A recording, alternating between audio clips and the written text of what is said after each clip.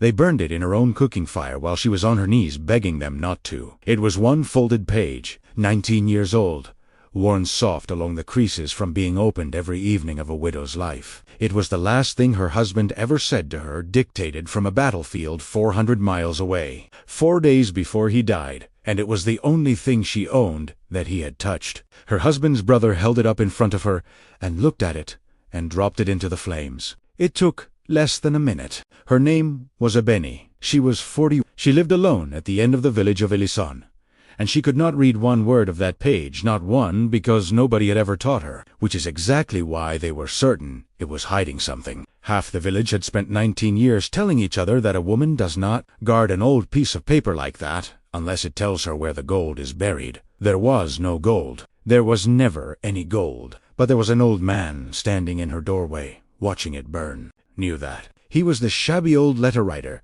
who had turned up some months back and taken to sitting under the mango tree, writing letters for people who could not write, and reading letters to people who could not read, for a coin or a yam or nothing at all. He did not shout. He did not stop them. He waited 3 days, and then, in front of the entire village council, after everything had already gone as badly as it possibly could, that old man stood up and asked one quiet question. And here is what not one person in Ilesan knew. He had read that letter before. He had held it in his hands and recognized the handwriting and found his own seal pressed into the corner of it, because he was the man who wrote it. Stay with me to the end of this one. Before we continue, please like this video and subscribe so you never miss a story, and tell us in the comments, where are you watching from today? The village of Ilesan sat in a green bend of the river, and it was the end of the rains, the yam vines mad up their stakes, the river running fat and brown between banks so green they hurt your eyes. Harvest coming in. Abeni had very little share in it. She was 41, thin and straight, with gray at her temples and a way of holding herself that people found either dignified or stubborn, depending on how much they liked her. She lived alone in a two-room mud house her husband had built the year they married. That had been 21 years ago. He had been dead for 19 of them. His name was Kunle. He was a farmer, and a good one, and he had not wanted to go. But the king's call came to every village in the province that year, one man from every household that could spare one, and Kunle looked at his young wife in their empty cradle, and understood that they could spare him more easily than the fine for sending nobody. He walked out of Ilesan on a dry morning and did not look back, because he had told her he would not be able to keep walking if he looked back. 9 months later, a soldier came up the river road with a folded page. Abeni was 22. She remembered the way the soldier would not meet her eyes, the way he held the page out at arm's length as though it were hot, the way the women of the compound began keening before he had said a word. Everyone in every village in the world knows what a stranger with a folded page means. She took it. She did not cry. Not then. She said thank you, and went inside, and sat down on the floor and held it in both hands. And she could not read a word of it. That was the terrible private joke she carried for 19 years. She had never learned. Almost nobody in Ilesan had. She took it, that first week, to the only man in the village who could, the old scribe who kept the elders' records. He read it in a flat, hurrying voice, mispronouncing her husband's careful words, and held out his hand for payment before he had finished. She made him read it 3 more times over the next year and memorized the shape of it. Then he died, and she simply kept it. 19 years. Wrapped in indigo cloth, inside a clay jar, in a hollow under the 3rd floor stone from the door. And every evening, when the work was done and the light was going, she took it out and sat in her doorway and held it open on her knees and looked at it. She could not read one word. That was not the point. What she was doing was not reading. It was looking at the marks his hands had put there, the only thing left in the world that he had touched. The village knew about the letter. Villages know everything. What they did not know was what was in it. And into that gap, they poured 19 years of speculation. It started as sympathy and curdled into greed. Poor Abeni and her letter. Then, she guards that thing like it's made of gold. Then, around the 10th year, you know they paid the soldiers who died, don't you? Where's hers? Then, by the 19th year, half the village said it out loud as a fact. Abeni had stopped denying it around the 12th year, because denying it only made them more certain. And then, some months before this harvest, a stranger came to Ilesan. He came up the river road on foot, an old man, alone, with a bundle and a walking staff and nothing else, and asked the elders for leave to stay. They looked him over, saw an old man of no consequence, and told him he could sleep in the empty hut behind the mango tree. His name, he said, was Ola. He was perhaps 70, thin and stooped, his wrapper so faded you could not say what color it had started out. He had very steady eyes, and hands that were not a farmer's hands at all, unscarred soft in a way that made one or two of the older women look twice and then forget about it. And he could write. That was what made him useful.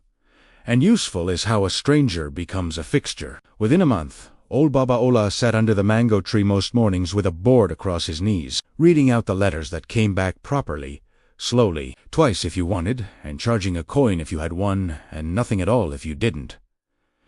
And in all those months, nobody ever asked him a single question about where he had come from, or what he had been before. They did not ask because he was old, and shabby, and poor. People do not ask the poor anything. It was in the 3rd month that Abeni came to him. She had thought about it for weeks, and one evening, when the mango tree was empty and the light was going orange, she stood in front of him with a bundle of indigo cloth held against her chest. "Baba," she said at last, "I cannot read." "Very few people can," said the old man. "Sit down."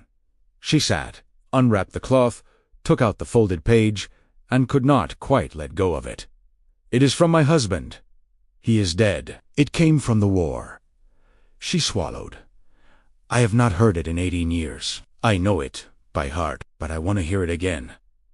And she put it into his hands. What happened next, Abeni did not see, because she was looking at the ground with her hands twisted in her lap. The old man unfolded it, and he went absolutely, entirely still. He looked at the handwriting for a long time. Then his gaze moved down the page, not reading it, finding something, and stopped at the lower corner, where a small disc of dark red wax had cracked with age, but not broken. His thumb went over that seal, very slowly, the way a man touches a scar, and the old letter-writer's hands began, quite badly, to shake. "Baba," said Abeni, looking up, "is it too faint? Can you not read it?" "No," said Baba Ola, in a voice that was not quite his own. "No, my daughter, I can read it."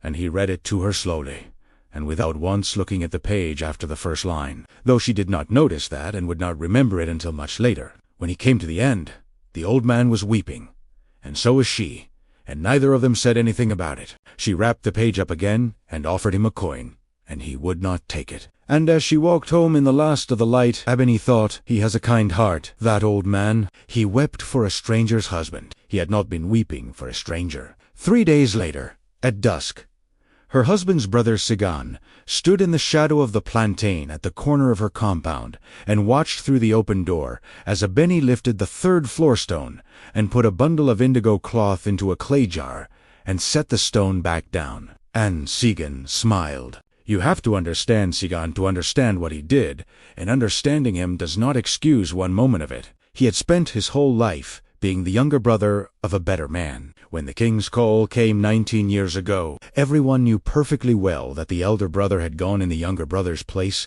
and Sigan knew it best of all, and had never been able to say thank you, and had turned that silence over until it went rotten and became resentment, the way an unpaid debt always does. He had a wife now, wronged sharper and greedier than him, and 2 grown sons who wanted land. And for 19 years he had watched his brother's widow live alone on 2 acres of good bottom land that would have been his if Kunle had never married. That was the ground the rumor fell on. That is why it grew so well. There is money. She never begs and never goes hungry. How? On 2 acres. Alone, it is under that floor, and it was our family's money. That is how greed always works. It does not walk in the front door announcing itself. It comes in wearing the clothes of a grievance, and it says, "This was always supposed to be yours." They came on a Thursday at midday, when they knew she would be at the river. 4 of them. Nobody in Ilesan locked anything. They walked into a woman's home while she was out, and took it apart, mat shaken out, grain jar emptied onto the floor, cooking stones pulled up. And then Sigon, who knew exactly where to look, walked to the third stone from the door and lifted it. He was so certain of the gold that he laughed out loud when all he found was a clay jar with cloth in it. He had it unwrapped and open in his hands when Abeni came through the door with the water pot on her head. She did not scream. She set the pot down and said, very quietly, "Sigon, put that back." "Read it to me," said Sigon. "Put it back." "You can't read it either." "Can you?" He turned the page over, holding it up to the light as though something might show through. "So how do you know what it says? How do you know it isn't telling you exactly where he put it? There is no money. There has never been any money. Look at me. Look at this house. Do you think I would live like this if that's exactly what you'd do?" said Ronk from the corner. Arms folded, that's exactly what a clever woman would do. And Abeni understood that there was nothing she could say. The story they had built did not have a shape that any fact could get into.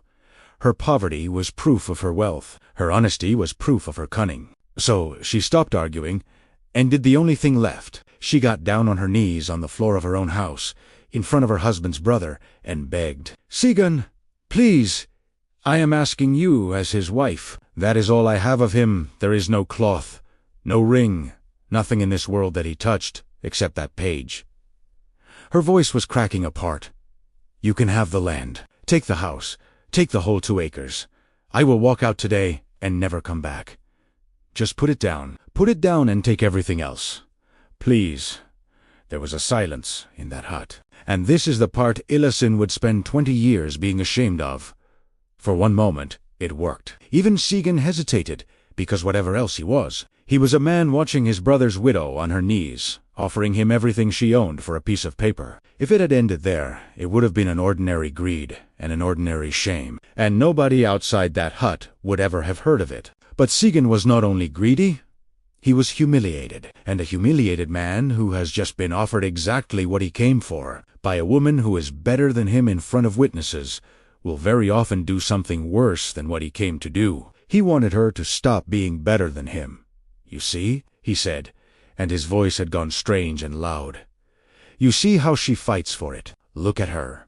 Would a woman crawl on the floor for an old paper? There's something in it. And if she won't tell us what Undetorne then took 2 steps to the hearth and dropped the letter into the fire. Then Abeni screamed. She went for the fire with her bare hands. One of the cousins caught her round the middle and swung her back, and she fought him, and the whole time she was making a sound that the people who heard it from outside said they had never heard a human being make before, and hoped never to hear again.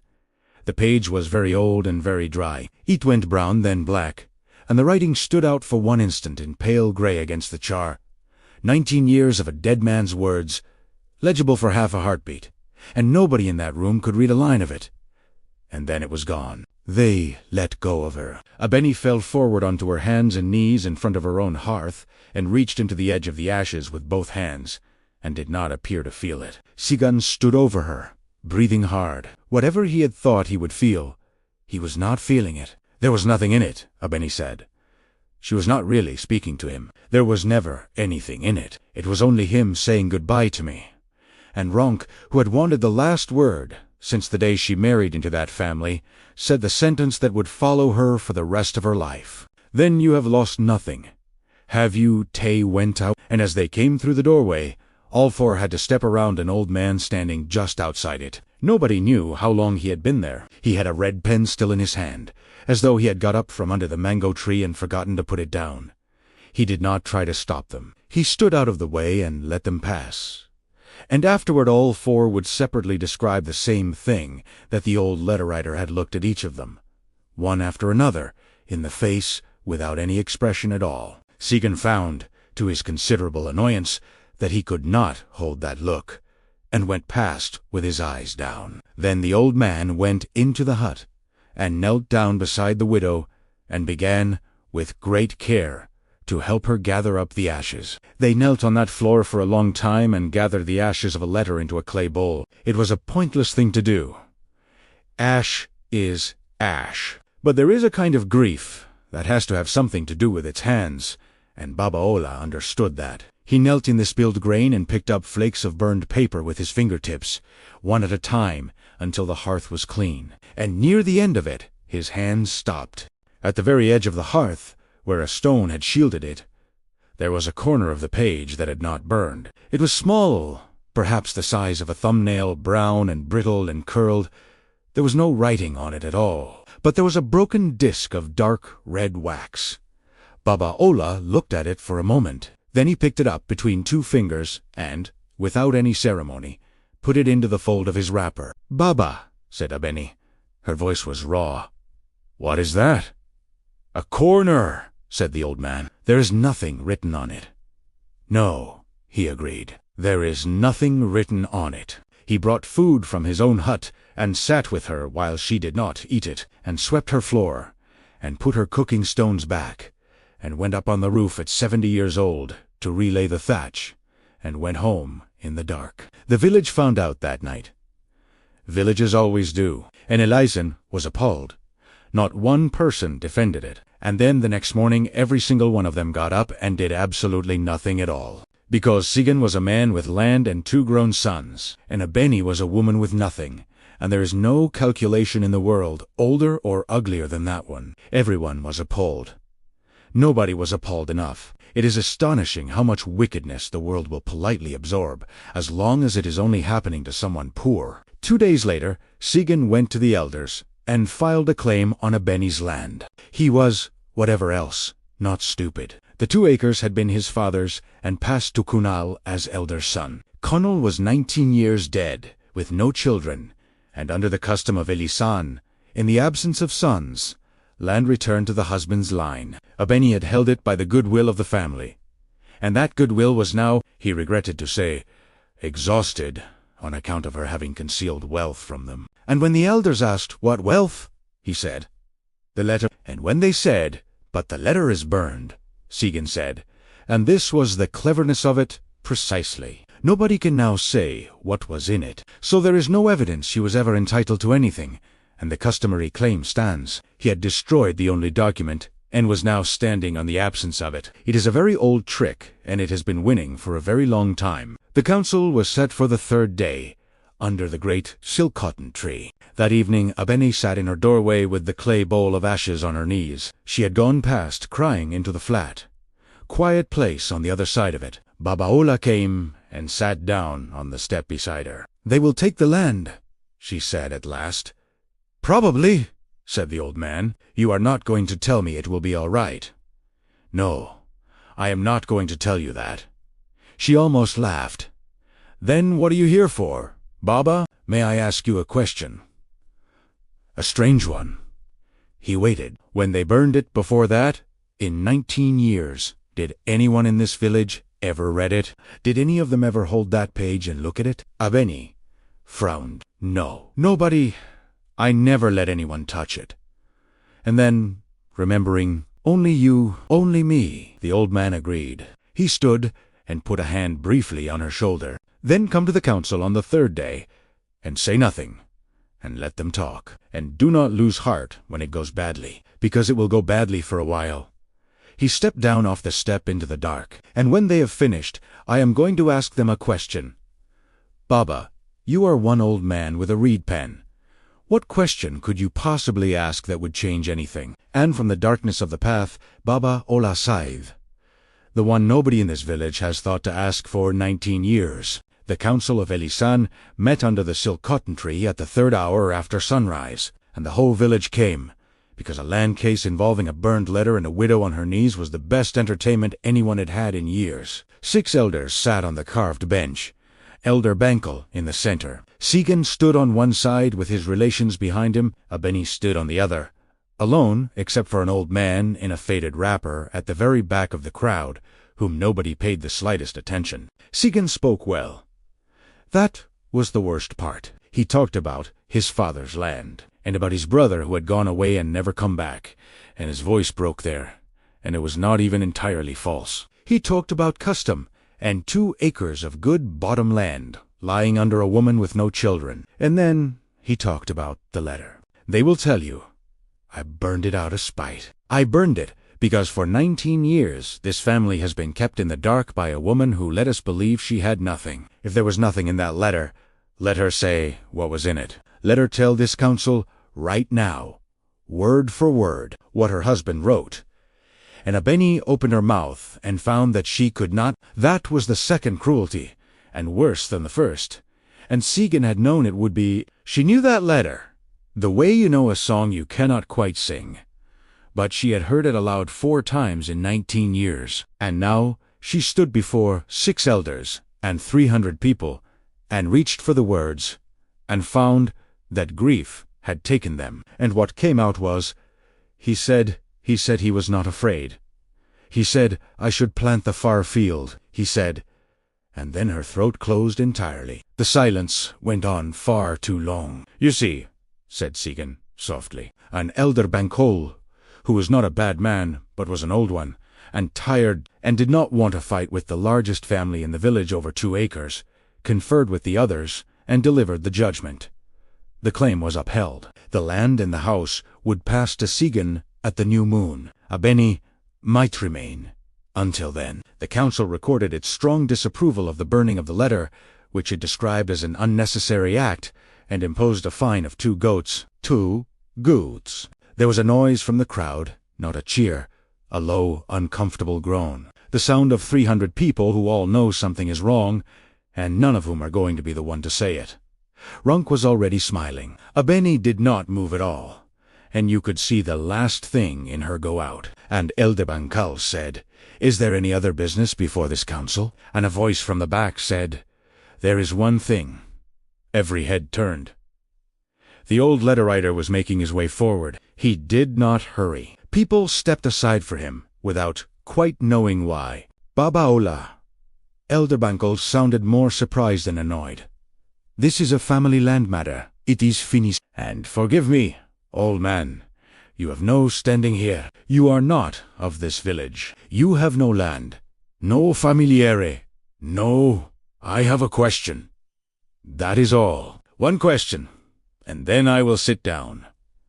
Sigyn said loudly, Have him removed. He's nobody. And something in the way he said it, the flat contempt of it, he is nobody, made a number of people in that crowd go very still, because it was exactly the tone in which men like Sigyn had been dismissing people like them their entire lives. Let him ask!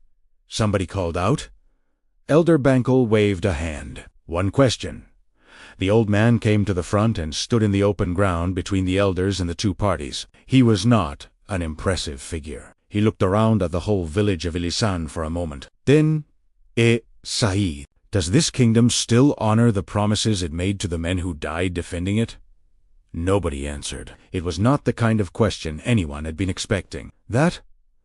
Baba, that is not a question for this council, said Eldebankal. That is a question for the crown. I know exactly whose question it is. I am asking it here.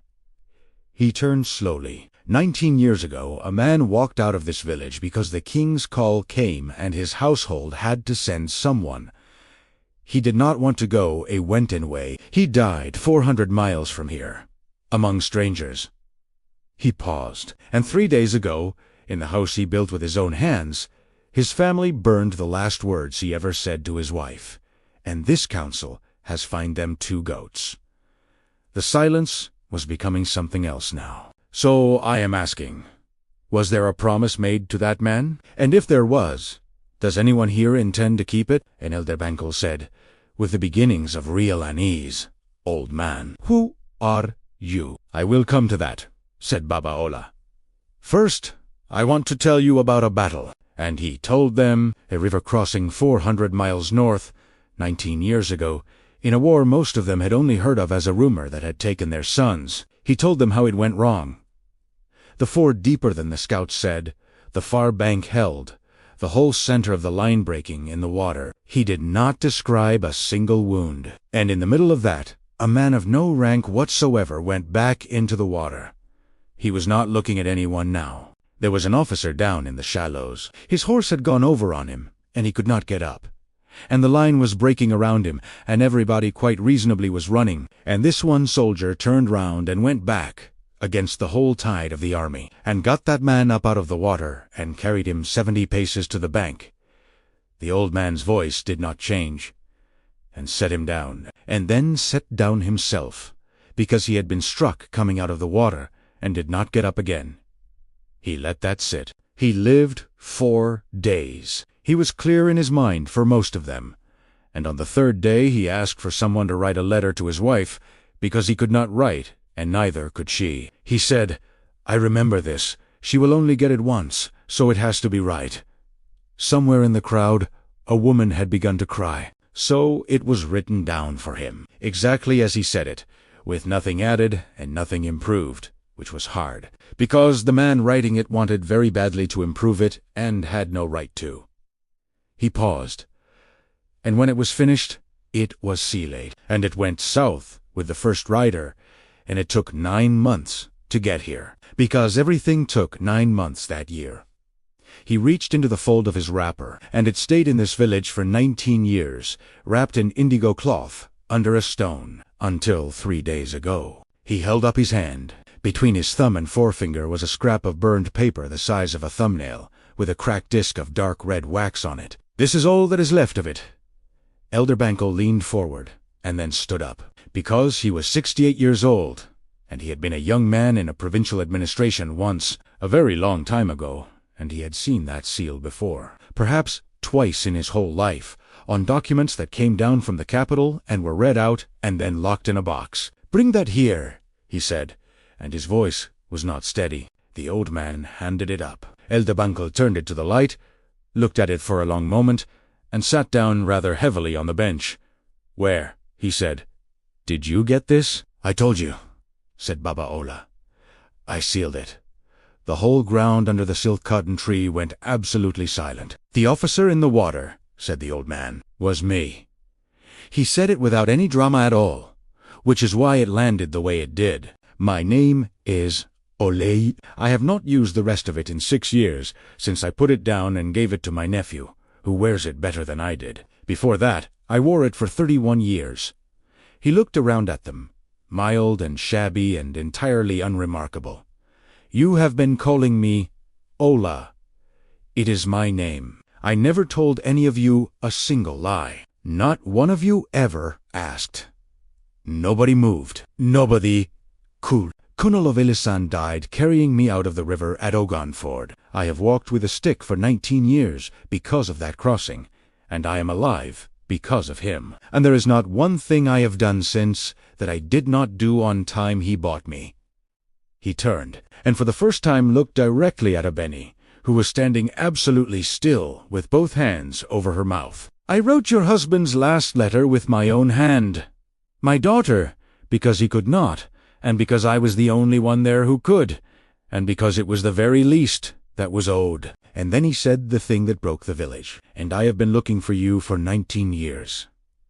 Abeni made a small sound. The rolls burned in the retreat, the muster lists, the village names, the pay records, all of it, in a store tent at the crossing. We knew there had been a man from a river village in the eastern province. We did not know which. There were 412 villages in that province.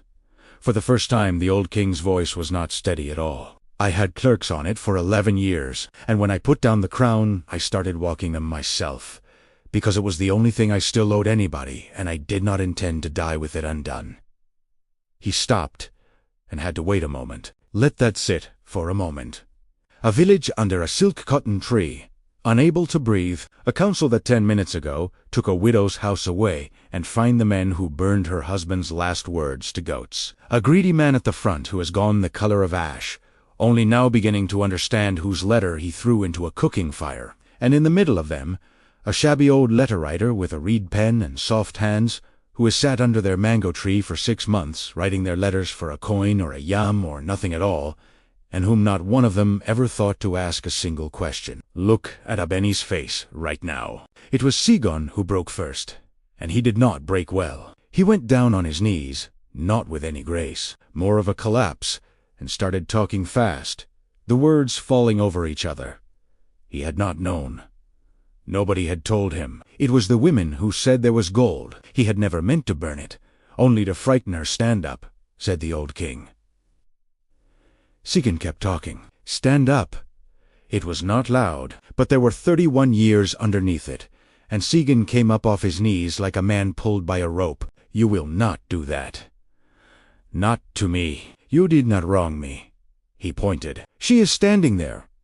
And Sigyn turned and had to look at his brother's widow, and found that this was very much harder than kneeling. "I want to be clear about something," said Olenka, raising his voice so the whole ground could hear it. "This is not a story about a man who burned a letter because he did not know a king had written it. If that page had been written by a hired scribe in a market town, it would have been worth exactly as much as it was worth on Thursday morning, because its worth was never in the hand that wrote it. It was in the man who said the words and the woman who kept them."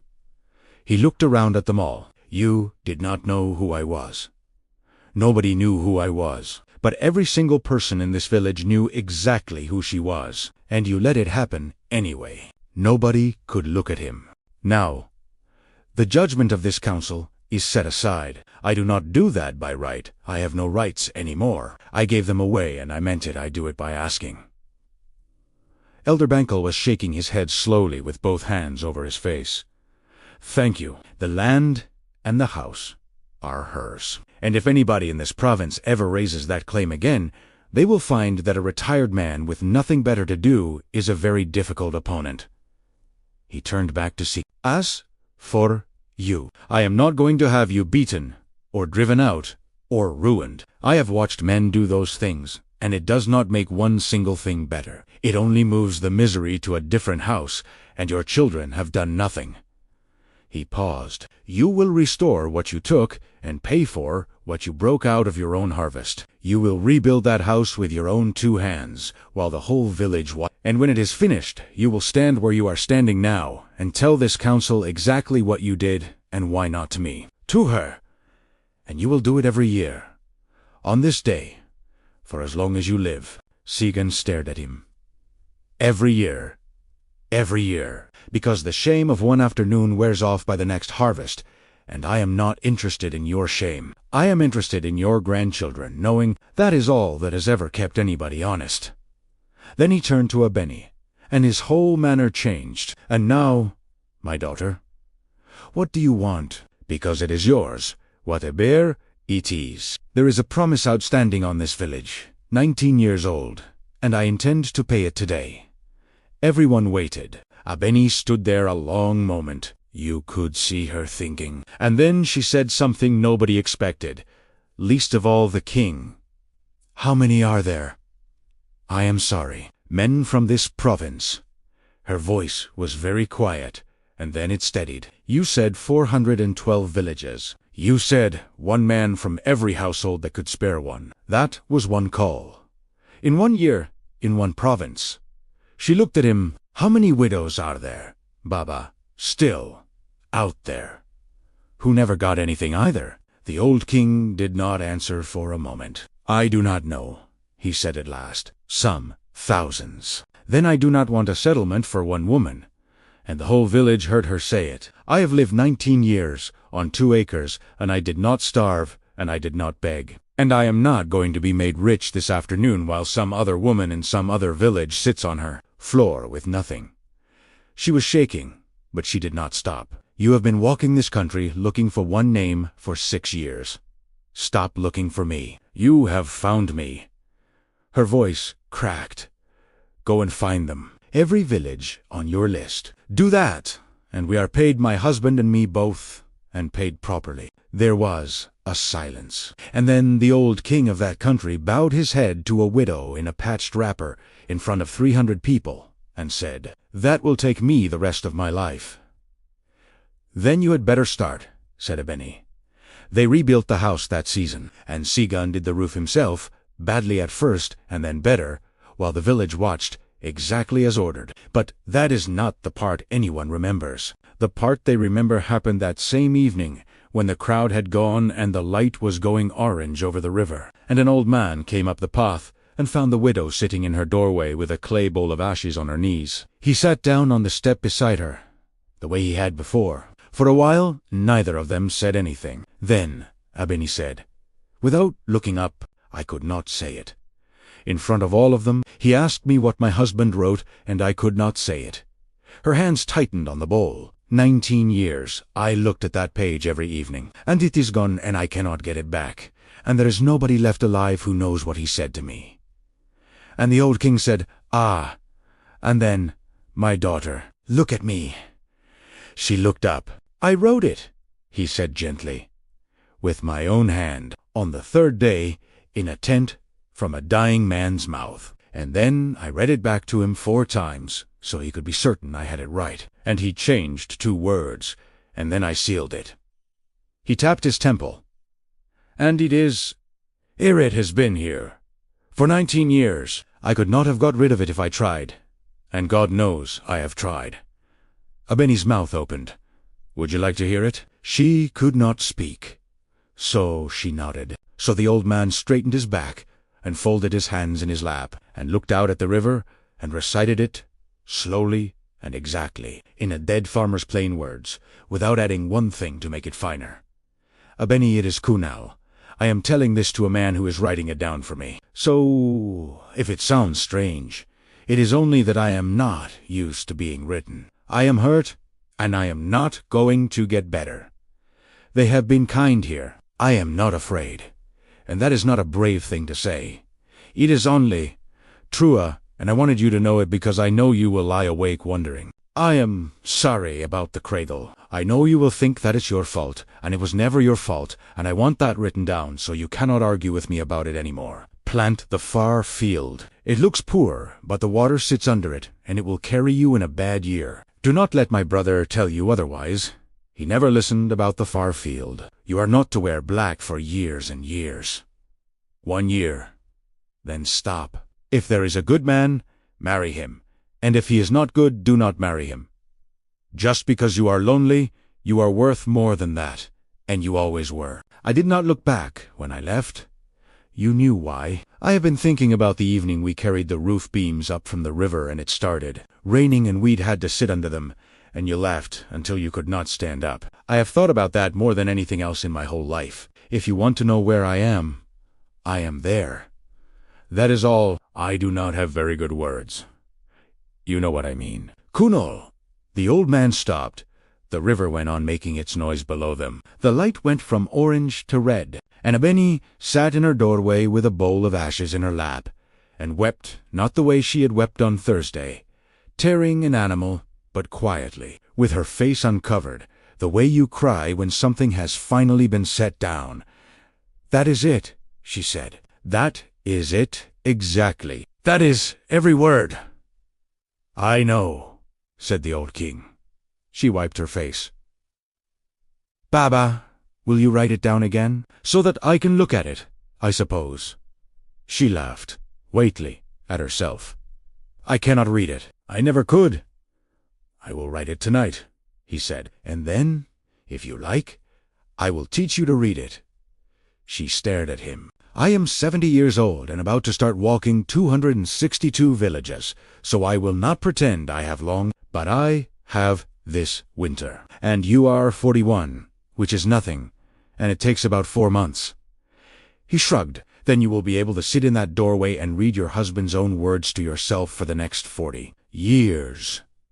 Abeni put her hands over her face. He wrote it out that night under the mango tree with a lamp, and he got it exactly right, because he had had 19 years to practice, and he stayed the winter and taught her. In the spring, before he left, he sat in the crowd at the harvest ground and listened to Abeni of Ilesan read a document aloud to the council in a clear, steady voice, while 300 people who had once let her kneel on a dirt floor sat and listened. Then he went up the river road with a bundle and a staff, an old man of no consequence, on his way to the 262nd village. He kept at it for 9 years, and did not finish. You cannot finish a thing like that. But there are households across 4 provinces who, to this day, have a small pension and a piece of land and no idea they have it because a woman in a patched wrapper refused a settlement one evening in Ilesan. He is buried on the high ground 20 paces from Kunle of Ilesan, which he arranged himself and was extremely stubborn about.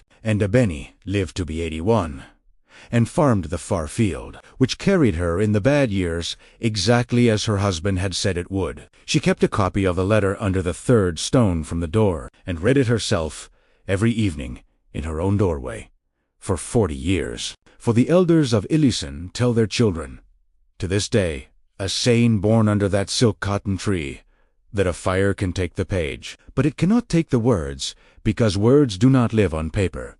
Paper is only where we put them down to rest. Words live in the mouths that said them, and the ears that heard them, and a fire that wants to burn a thing like that would have to burn every person who remembers it. That is why the wicked are always in such a hurry to destroy the evidence, and why they are always, in the end, so surprised. They think they are burning the truth. They are only burning the paper, and the truth is standing quietly in the doorway the whole time, holding a reed pen, waiting to be asked one question. For wealth can be taken from you in an afternoon by a man stronger than you, and land by a council too tired to want to fight. And even the last words of the person you loved most can be dropped into a fire while you are on your knees. But honor kept in the dark, where nobody is watching, a soldier turning back into the water, an old man walking 400 villages, with a list that cannot be taken by anybody. Cruelty is loud and quick, and it burns things. Loyalty is quiet and slow, and it walks. And it is astonishing how far the quiet one gets. If Abeni's story moved you, if you believe that a promise kept in secret is worth more than gold buried under any floor, then do something for me now. Type the word "remember" in the comments, so I know this story reached you. Share it with someone who is holding on to the memory of a person they lost, and who needs to hear that words cannot be burned. Subscribe to our family if you have not yet, so you never miss a story, and I will see you in the next one.